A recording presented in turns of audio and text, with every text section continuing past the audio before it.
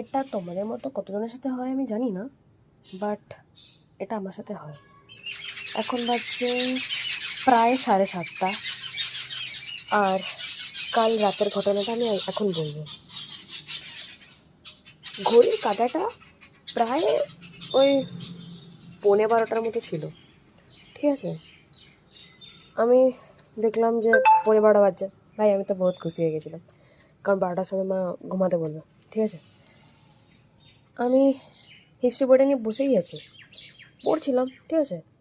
যখন আবার ঘড়ি থেকে তাকালাম 1 মিনিট পর, দেখছি 12:15টাই হয়ে আছে। মানে আমি বললাম ঠিক আছে ভাই, আর একটু পড়ে নি, কী হবে, পড়লে কোনো প্রবলেম হবে না। আমি আবার একটু 2-3 মিনিটের জন্য আবার পড়লাম। তারপর আবার আমি ঘড়ির দিকে তাকালাম, সেই 12:15টাই হয়েছিল। সে ভাই 12:15টাকে যে 11:46 হবে, ওটা কোনো মানে সাইনই ছিল না যে হবে হবে না, হলোই না।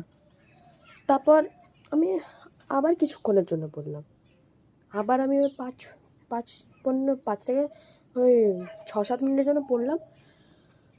হরে পদ, ঘড়িটা মনে হচ্ছিল জুতা দিয়ে মারি, সেই 12:15টাই হয়েছিল। মানে আমার এত রাগ ধরছিল না। তারপরে আমি গোটা চ্যাপ্টারটা যখন শেষ করে যখন আবার দেখলাম, ঘড়িটাতে 12:15টাই হয়েছিল। মানে মানে ঘড়িটা এত কুকুর, আমি কী বলবো, কিছু বলার নেই। I am speechless. আমার সাথে এটা রোজ হচ্ছে। মানে তারপর যখন বইপত্র গুটিয়ে যখন আমি কাবার্ডে ভরছি, তখন দেখছি 12:50 বাজছে। 12:50 বলছি, 11:50 বাজছে। আমার না মনে হচ্ছিলো যে ভাই আমি যখন পড়ছিলাম তখন হলো না কেন? তখন ঘড়িটার কী হয়েছিল? পেট খারাপ, মাথা ব্যথা, না চুলকানি হচ্ছিল গায়ে? তোমাদের সাথে হয়? যদি হয় তাহলে কমেন্টে জানাও।